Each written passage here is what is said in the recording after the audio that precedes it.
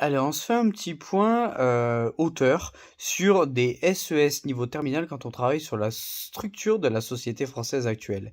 Alors, quand on voit les différentes visions de la structure sociale française, on part généralement de l'actualité en disant qu'aujourd'hui, quand on veut donner la position sociale, le statut social d'un individu, qu'est-ce qu'on fait? Eh bien, on va se référer généralement avec les PCS, les professions et catégories socio-professionnelles.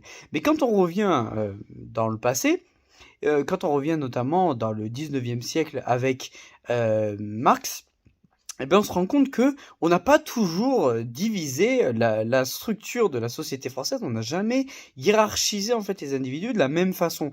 Marx il nous dit quoi?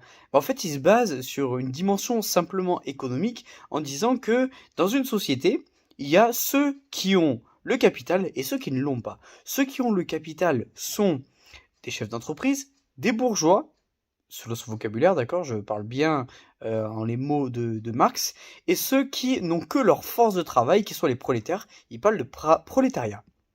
Et selon lui, il y a donc deux classes sociales qui sont en lutte permanente. Parce que d'un côté, on a les bourgeois qui veulent plus de profit, et de l'autre côté, des ouvriers qui veulent une augmentation de salaire. D'accord?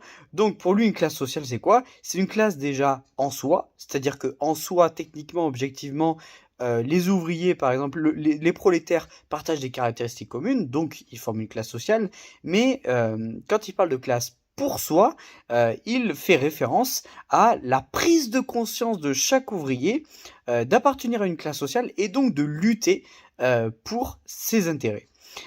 Une fois qu'on a parlé de Marx, on va parler de Weber. Weber, il va compléter la vision de Marx en ajoutant deux autres dimensions. On va parler de multidimension ou de pluridimension quand il va rajouter la dimension sociale et politique. C'est-à-dire que pour lui, la richesse, le niveau de richesse ne suffit pas à donner la position sociale d'un individu. Il faut y rajouter le politique et le social. Le politique qui lie au prestige, c'est-à-dire que on peut avoir de la richesse mais pas avoir un niveau de prestige suffisant et donc de pas avoir une position sociale élevée.